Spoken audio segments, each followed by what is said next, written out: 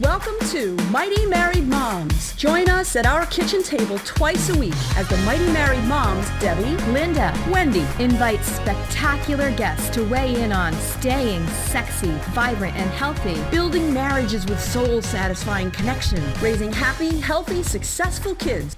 Conversations with Mighty Married Moms will bring you closer to the life you really want. Episode 104. Today's show is brought to you by Deborah C. Owen, Family and Life Coach at YouCanRaiseGreatKids.com. If you are tired of worrying about the choices your kid is making, or tired of the stress of constantly arguing with your kids, or them arguing with each other, then don't wait until you are truly desperate. Get the help you and your family need and deserve today. Connect with your kids with calm compassion. Call Deborah Owen at 978-835-4354. Hey everyone, welcome back to Mighty Married Moms. Today I'm really excited to be able to introduce you to my good friend Rockie Lee. Rockie is both a clarity coach and a professional photographer. However, unlike any other professional photographer you'll meet, Rockie uses photography sessions as a means of coaching his clients and his subjects. Rockie started his journey into coaching and helping people find clarity in their lives through years of church-based ministries and over 20 plus years of working in the childcare profession. Wow. Having worked with various denominations to parachurch organizations, Rockie has garnered experience and insight into why people struggle in their lives to find purpose and change that they long for. He's got a whole bunch of experience. I'm not going to go through all of it, but he's also certified through strategic intervention, which is how he and I met. We're both working through that program together. And his approach as both a coach and instructor is practical, insightful, and chock full of humor. His desire is that everyone receives the skills or insight needed that will best lead them to the quickest change, turnaround, or transformation while being filled with hope, strength, and encouragement. So in Rockie sessions and workshops, you will always be given the practical skills you need to continue to change once you're back home or in your living environment. And you can find Rockie at claritycoach.ca because you live up in Canada. Yes, I do. Yeah, welcome, Rockie. It's great to have you with us today. Thank you. Yeah. Why don't you give our listeners and viewers just a really brief rundown on how you got to doing what you're doing now? Because it's such an unusual. It's so unusual. I know, right? I love it. It is an unusual combination. I've always loved working with people, and one of the things that I found interesting about people is actually just the why in how people see life. And so when I work with clients for photography, it's not as simple as just shooting a portrait. What I'm actually looking for is why they actually exist and how they see themselves as beautiful, or how they see their families functioning and how they love their family.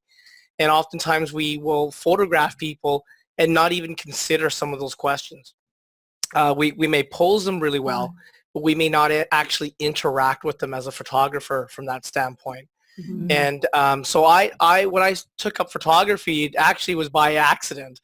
And so being in the childcare industry, I always loved, working with kids, working with parents. But always in my field, there's always a reason to why kids behave a certain way. Mm-hmm. There's always a reason why parents are behaving a certain way. Mm-hmm. And so my intrigue kind of developed from there. And it moved into photography. And then I quickly realized that I was gifted in actually bringing out issues in people's lives. Mm-hmm. And then when I was able to help them transformation in that session, then their images meant a lot to them. Right. So it was just more than just a pretty picture. Right. And then from there, we just kind of naturally transitioned into relationship coaching. Mm-hmm. And that's pretty much where my passion is, because as a childcare person, I quickly began to realize that it became easier to begin to help kids transform in their lives when I was actually able to help the parents transform. Yes, thank you. Exactly. And that's really what it's what it started from. Yeah. And as a Christian working in the church-based ministries in the past, as a youth pastor and a youth worker, we were always given this daunting task of doing a magical work of fixing a teenager. Yeah. Right. When there was already maybe 10, 12, 13 years of bad habits already formed. Right. So the idea for me became, what's the earliest place that I could go back to bring transformation in a young person's life? And that would be working with the parents. Yeah, totally. I'm right. We're right there with you, Rocky. We've all discovered that. Yeah. That's why you're here today. Yes, absolutely. Yeah. So one of the things that you and I have talked about is vision in terms of somebody identifying, and our audience members are moms and dads, entrepreneurs, employees, stay-at-home people. I mean, there are all kinds of different people who listen to this show. I mean, why is vision important for an average person? I mean, we talk about a company or whatever. Why would a person want to have a vision, especially when it comes to relationships, marriages, and families? Yeah, that's a great question. What I found over and over again is that when people actually struggled in their life, the primary reason is because they actually lost focus and they actually didn't have a vision for where they were heading in their life. And so from a natural standpoint, we actually utilize vision in everything that we do. When we go buy groceries, we actually have a vision on what we want to buy for our groceries, and we actually have a vision for where we want to buy each of those ingredients. So if my wife is planning a cooking meal for a whole week, she actually knows which supermarket that she wants to go to for meat, or which supermarket she wants to go to for spices, or for which supermarket that she might want to go for vegetables. And so we do utilize vision all the time. We're not just as aware or cognizant of how we actually make those decisions with vision. The problem is that when we start moving into relationships and building a family, we forget about the concept of vision. So years go by, and so we talk about, like, say in relationships, we talk about the 7-year itch. I actually believe that the 7-year itch is really about the time frame where we begin to forget about why we actually got married. Right. Or why our family is functioning together. And so what I found is that for couples, I could actually begin to, mitigate conflict with them or decrease the amount of conflict by simply revising or revisiting why they got married. And oftentimes it starts at what were the vows. And so I just found that for couples, if they begin to reveal and revisit their vows, the vows that they made for each other, even if it was the traditional vows, it makes a huge difference because we begin to put in perspective some of the conflicts that we may be arguing over. And truthfully, a lot of the conflicts that we have, it's quite trivial. But totally. But based on the time, totally. Exactly, right? So, but then based on the situation that we're at, the environment, the stress that we happen to be dealing with, the circumstances, any other external pressures, whatever the little issues are, we completely blow them out of proportion. And ultimately what we're trying to do is we're arguing based on who's right and who's wrong. Yes. And that's really what it comes down to.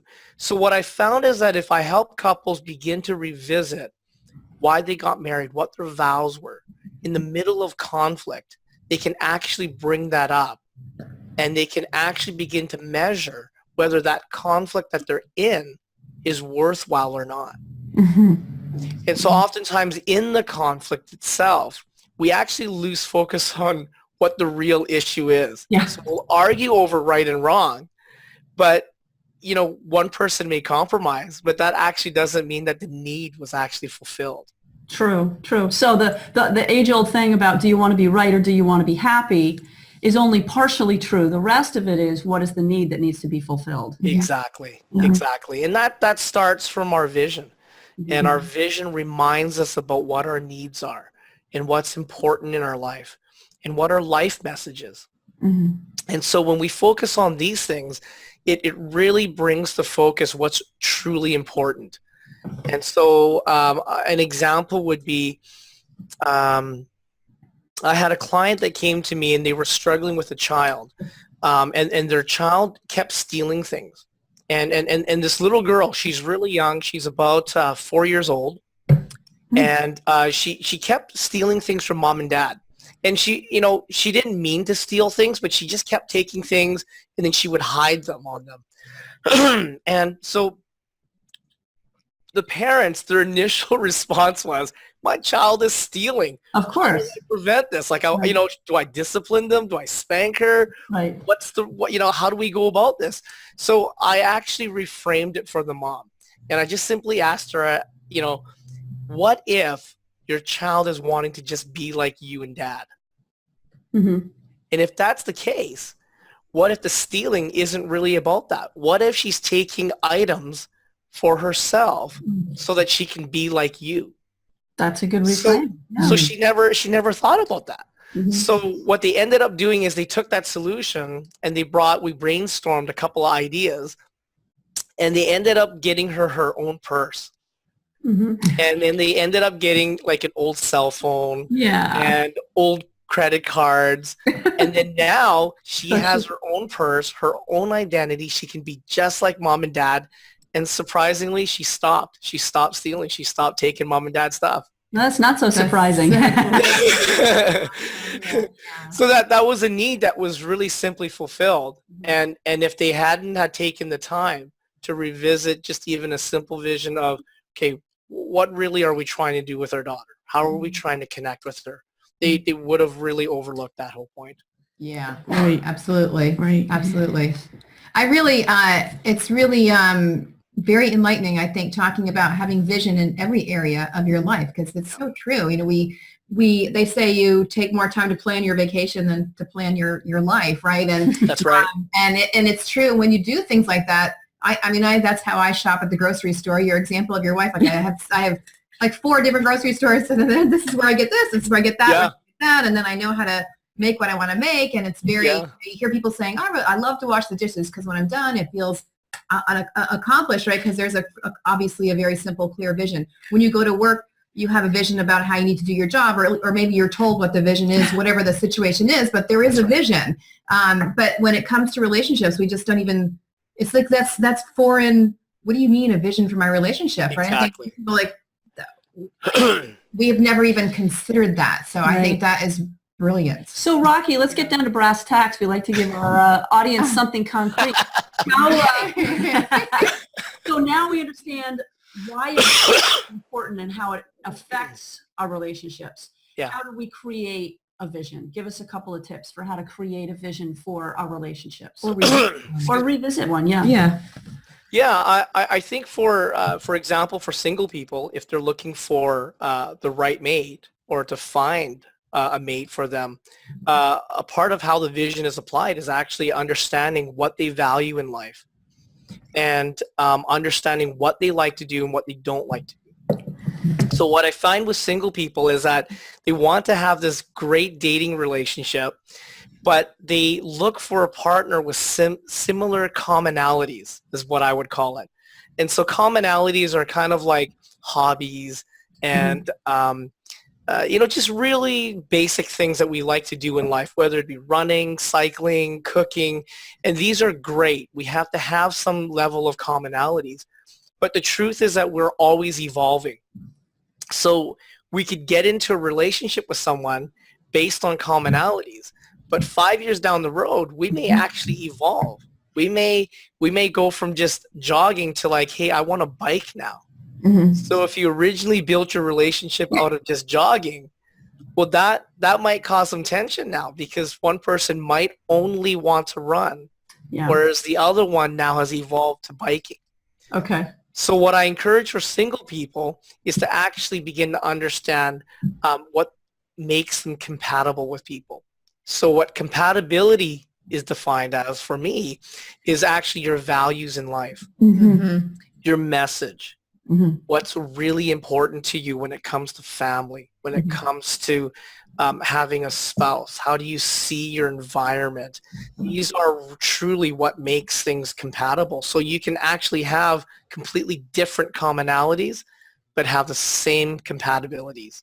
And that's what really makes it work. So for single people, a lot of that is just understanding really what's important in your life.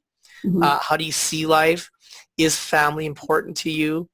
What does love look like? Mm-hmm. Right? For married couples, having a vision is beginning to understand how do you see your marriage? How do you see your spouse? And what kind of spouse do you have, and what are those elements in your spouse that you want to begin to call forward so that you're constantly encouraging them?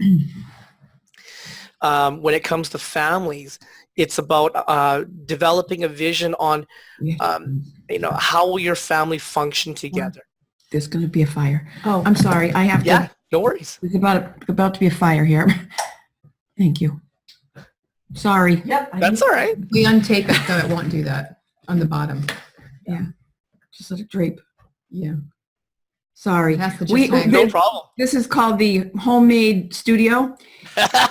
So I put a paper Nice. towel on a high intensity lamp, and it came very close to inflaming. Is the bulb bigger than it usually is now? I don't know. It's quite warm right now. Do we have enough light without this one for now? I guess so. It looks good on my end. It looks okay? All right. Yeah. You're a photographer, so we'll go Yeah, with that's you. right. Professional. That's right. All right. So, So, start why with don't you vision for the marriage, maybe? no, he was Okay. moving into, you did marriage, and then you were moving into vision with your kids, I think, right? Yeah, vision with, your family. Okay. And so, let's pause for one Yeah. second so that it'll be easy for me to find, for sure. and then go ahead. Okay. You can even write down fear of notes, but 1541. I won't, you know what, I won't keep this. Okay. Yeah. All right. So a vision for a family, for example, would then be about a family discovering how they want to see this family unit begin to grow and what is important for them. So oftentimes as families, we may put hobbies or personal goals that we want to see our children achieve, such as like, say, hockey. That might become... Yes. So that might be an important goal for quite a lot of families here. However, that might not be the very thing that brings their family together. So they have to begin to decide as a vision, where do they have their family time? How do they connect on a daily basis? And so part of that is having a vision on how intimate do I want to connect with my children? Mm-hmm. Mm-hmm. That's really great stuff. That's really great stuff because there's a scripture says where if there's no vision, the people perish. There is That's right. in us that we're created to kind of go forward and see something in the future and that compels us. And I know for me and my family, my husband and I are the only ones in my family right now. We have 2 adult sons. And I'll tell you, I get caught up in, my vision is it's every 30 days. Have I got enough for that mortgage? Have I got enough? That's a really boring, low ball, low fruit, very boring vision. It's not a vision at all, but it feels like I'm chasing that. And That's so, right. so I really love, I just said that to Jeff.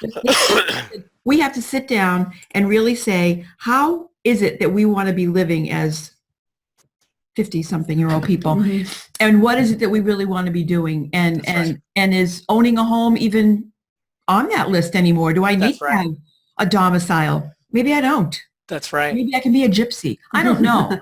But the point is that we have a whole new chapter ahead of us with the adult children, gone basically. Yeah. And how do you create a vision? And what what I'm hearing you say is really infusing that with your value system and what your culture is. There's so many factors that come into that. That's right. That's right. So powerful. Yeah. Yeah, and I mean the stage that you're going through with your husband is really key because at that stage, once your kids are gone, your whole life routine has been evolving around your children. So what do you do as a couple after your kids are grown up? You start moving out, and truthfully, it's the same process as actually when you didn't have kids. It's just that we forget after all these years. And so, when you talk about, trying to pay for the mortgage each month, that you're right. It isn't a vision because what it does is it just keeps us trapped in this process of looking at only the immediate. So that's really survival mode. Right. So But it's not when we vision look at at- all. That's I don't right. know what So it when is, we but look it's not at like vision. So when we look at an overall plan of like, honey, what would be our goal, right? Then if it's really about enjoying life now after our kids are gone, what could that look like? Mm-hmm. Mm-hmm. So then in pursuing financial or monetary, return, that could now take a completely different shape. Mm-hmm. Because that could easily be something completely different that you would have never envisioned when you had kids, because you just didn't have the flexibility. Mm-hmm. Mm-hmm. Yeah, totally. Yeah. And I think we're really in a very interesting place because we're not our parents' generation. Yeah. And do you feel like this? Do you feel like this? Yeah. Rocky? I know we've talked about it. I just feel like I have a machete and I'm beating back the tall grasses. And there was a movie called The African Queen. Yeah. And they were like 10 feet away from open water, but they couldn't see. And they were just like slogging through the mud and beating back the grass. And they were very close to open water where everything was going to be so much bigger. Yeah. But they couldn't see it. And that's what I feel like. I feel like, not only personally, but generationally, I feel that way. I feel like we're really in a progressive new world order here, for lack of a better term. Yeah. And so that visioning piece is, I think, even more critically important because, Yes. and it's more individualized. It isn't so collective as I think it was a generation ago. This is how we do life. I don't think there's a we. I think she's going to do it one way. I'm going to do it one way. You're going to do it. So it's interesting to me. Yeah, I mean, a generation ago, it was interesting because their whole life was so simplified. Yeah. And, what made it that way is just because our economy back then, even one generation to two generations before, the economy was so well and we weren't spending a lot.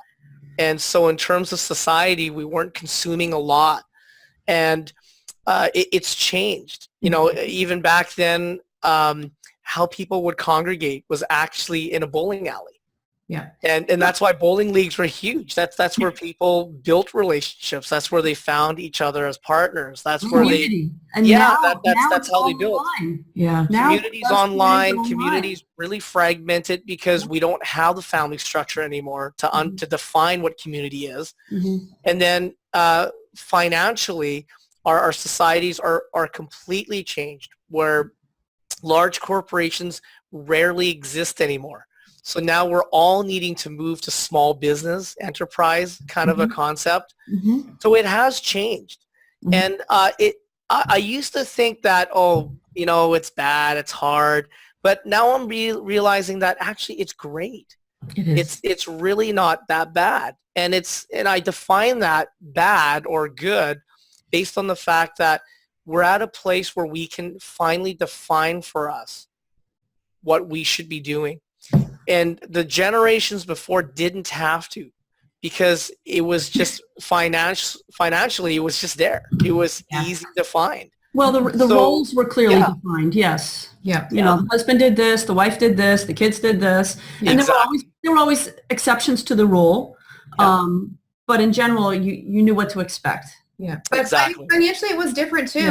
Yeah. My mother was the main breadwinner, and That's right. he made less than my husband does as a teacher, and raised a family of 3 kids, 2 cars, house, and it was easy to do. Yeah. But now it's sort of struggling on that, on even more income than she had. So it is a very different world. Yeah. It is a very different world. And I think that's where vision really, the whole concept of that comes into play, because, I meet people all the time who are in careers where they're struggling in that career. Mm-hmm. And they're struggling only because they've chosen to limit themselves based on an hourly wage. Mm-hmm. Or they've chosen to limit themselves. Yeah. Or they've chosen to limit themselves to take the abuse that they get in a job that's not even bringing them value, because they're fearful that they may not have the finances. Mm-hmm. So the challenge is always, well, what if your vision is different? Mm-hmm. What if your vision for life is something different than your 9-to-5 job? And what if we're able to create, some sort of vehicle where you can have monetary value that comes back in a way that brings you fulfillment? Mm-hmm. All right, Absolutely. so we've asked a lot of questions. I want to, let's give something concrete here. Pie in the sky theoretical stuff, which I love. Yeah. But let's, if somebody is saying, okay, I have a different vision, what do I do next? Yeah. So I didn't interrupt you. Okay. what's a context that you guys would like to dialogue that off of? I think that probably for a lot of people, what you just said, they're in a job, they're not happy, but they feel like they can't get out. They can't get out. And I was just going to say, somebody told me yesterday a story about Tony Robbins, and he was learning to be a race car driver. Yeah. And the instructor said, we're going to go really fast, and That's right. flip a switch. It's going to make the wheel pop up and down. It's going to make the car spin, and we're going to be in a dangerous That's right. And if you look at the wall, we're going to crash and we might die. Exactly. You keep your head, your vision on the road. Yes. And, so because he said that when people look at the wall, they crash into the wall because they're looking at the wall. So, I think for a lot of people, you're so focused on how can I pay the mortgage? How am I going to pay my bills? I'm stuck here, and you're seeing it. It's all you see is that, right? So I guess, so what Deb is saying is, how can we shift to having a vision that serves and wakes us up? We won't be able to do it all in, our 25-minute show, but I think maybe that's any little tip that we could start to shift and think differently and focus on that road and not on that wall and crash. Yeah, I love that story about Tony because I heard it a while back, and really the whole point of that was you get what you focus on. Yeah. Yep. And that's really what it comes down to. So if we're constantly focused on just really trivial things, then we're actually not going to be fulfilled in life. So really the easiest and quickest thing for people to do is to begin to focus on things that are really, really important in their life. And one of the things that I always bring to clients who struggle with that is, and I'll give it to the people who are watching this podcast right now, is if you're on your deathbed, you're in the hospital, you're not going to live beyond this next 24 hours. What are you going to be doing? Where will you be spending your time? What will you be regretting? And whatever those answers are, that's actually where the core of your vision is actually starting from. Right. The regrets in our life are really the opportunities that we've lost, that we've given up on, that we've not had faith to pursue, the things that were important in our lives. That's what regrets are. And so when we revisit what regrets are, we actually we surface out. And if we know that we're dying, how we spend our time. 1 second, Rocky, you lost. We got frozen for a second. If we revisit what regrets are. Yeah, so when we revisit what regrets are, it changes how we see things. And so some of it is when we revisit, if we're on our dying bed, how I spend my time is going to be really different than how I spend my time now, isn't it? Yeah. Because I'll want to spend time with the ones that I love. Sure. And I won't be concerned about what I did with my business. And oftentimes in life, we're so concerned about those things that we just lose sight of it. Right. Yeah. So that question is really challenging if people were really honest with themselves. If they actually only had 24 hours left to live, what would you do? What would you regret? And at the core of what those answers are, that's actually where the start of your vision will be formulated. So you take those regrets and you flip them. You say, I wish I had become a great skier. Okay. Yeah. It's time to start taking some skiing lessons or whatever it might be. To flip it into the positive helps to create that kernel of that vision. Or I wish I had said sorry to this family member or that friend. Yeah. Exactly. I behave like a real turd. Yeah. And that's exactly it. And that's why, I think we forget in life, based on all our duties and responsibilities and external pressures, what's really important. We just really do. But I don't think I've ever heard of anyone on their deathbed, say to themselves, I wish I had spent more time on my business. Yeah. It doesn't happen. They're going to say, I wish I had spent more time with my wife. I wish I had spent more time with my kids. Right. You know, I wish I had not been afraid to do this vision or Right. this job or this opportunity to step through. Mhm. I always think of, Indiana Jones when he was searching for the Holy Grail and he had to solve this one riddle to get to it. And the riddle was about faith. Yep. And so he's standing on this crevice up in this mountaintop, Yeah. and he knows on the map he has to reach to the other side, but there's no bridge. He can't jump. There's not enough room to run and jump. So in that one moment, he had to revisit Yeah. his whole belief system. Yep. And so for him, taking that leap of step, that leap of faith, which is that one step, was actually the very thing that solved everything for him. Mhm. So when he took the step and he fell down, he realized that there was a bridge there, but you can't see the bridge until you actually step on it. Right. And every time you step off the bridge, you can't see the bridge. Wow. So And the that- bridge magically appears. Right. Yeah. Yeah, so it's actually there. It's just the Great perspective. It is a great scene. I love Yeah. that scene too. So what is it about? Was it the fact that the bridge wasn't there? No, it was the fact that when you step on the bridge, you had a different perspective and you're Mhm. able to see it from a different lens. Mm. But when you stepped off of it, you couldn't because your lens was just purely about what's in front of you. Mm. Mm. Powerful, powerful, powerful. Right. And yeah. And some motivation and some for anybody who's watching or listening is we're filming right now in October Mhm. of 2015, and very recently there was a study that came out that said 80% of all American workers are highly dissatisfied with their jobs. It's a lot. Yeah. 80%. Yeah. So you're not alone. Whoever's listening or watching, you are not alone. And take right. this in. Take this visioning exercise in. Drink it in. You were made for more than this. We Yes. were all made for more than this. And That's without right. every one of us contributing what our heart's calling is, we're just more the poorer for it.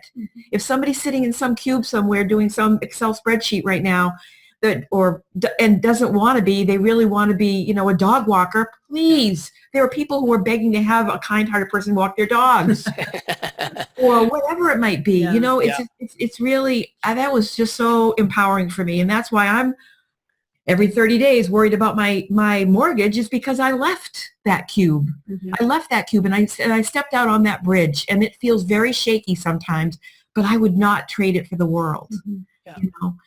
So yeah, I have a vision, but some days it does get a little bit cloudy with the bank account. But for the most part, I'm going for it. Yeah. And I have a very unladylike way of saying it, but I won't say it right now. Yeah, and sometimes the development of our vision is about actually finding out-of-the-box solutions, which could be out-of-the-box mentors, out-of-the-box business principles, out-of-the-box, business models Mhm. that we would have, never thought of before. I've been spending time with people who are creating massive amounts of income selling ebooks on Kindle.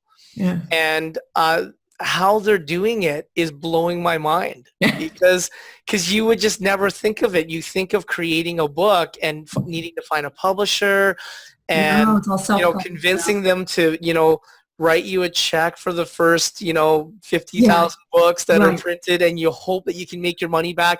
And that's just not how these Doesn't small work that way. entrepreneurs are doing it. They've got a completely different model and a completely set of visions that they're working from. And it's mind shifting. And so sometimes it's just about really looking for different people who are really, thinking about life differently. And that's truthfully, actually, maybe here's a practical thing, Deb, that we can throw in is that if you're watching this whole thing is, if you're around people, for those of you that are watching, that are not creative, that are not thinking of new solutions, then it's time for you to start meeting with people who have great solutions, who are thinking out of the box, who are Right. constantly envisioning life in a bigger way. Right. And if you spend time with those people, that's going to rub off on you. Absolutely. right. Absolutely. And that works with couples out there. If you're struggling, start spending time with couples who Who are you see thriving. are having a healthy relationship, who are communicating in a way that you envision, this is what a marriage should look like or what it should sound like. Right. Spend time with those people. And don't hang out with people who are always complaining about their spouse. Exactly. Oh, that's, I know, I do too. Oh, Yeah. it's really Exactly. very distasteful. Well, listen, I hate to end this. This is so cool. Rocky, thank you so much for sharing. No, thank you guys so much for having me. Can you just tell our audience, please, where they can find you and what you offer to them if anybody wants to connect with you more? Yeah, you can easily find me at claritycoach.ca, and you can connect with me anytime there. I can meet with people online for coaching as well as in person. Some of my methods and how I coach, it is leveraged better in person because I use a lot of exercises that I've shared with Deb that are very practical, and it causes you to shift and see things. But I can do the coaching online as well, and that's where you can find me, is really online. Well, as you can see, coaching online works great with Rocky too. So. That's right, clearly. Yeah. Well, thank you so much, everyone, for being with us for another episode of Mighty Married Moms and our good friend Rockie Lee. And just to let you know where you can connect with each of us as well, I'm Debbie Owen at youcanraisegreatkids.com. I'm Wendy Williams from connectagain.org. And I'm Linda Tighe from All Well Breaks Loose. And we'll look forward to seeing you next time. Please make sure that you share this with your family and friends. If this impacted you, please share. Thank you very much. Bye. Have a great day. Bye-bye. Thank you for joining us for this episode of Mighty Married Moms. Tune in twice a week on Mondays and Thursdays to meet fascinating and inspiring guests who will help you create the life you've always wanted. You can find these episodes and special gifts just for you at mightymarriedmoms.com, as well as a link to our Facebook community, where we continue the conversation around the kitchen table. Please also help share the love by leaving a review on iTunes. We'll see you next time.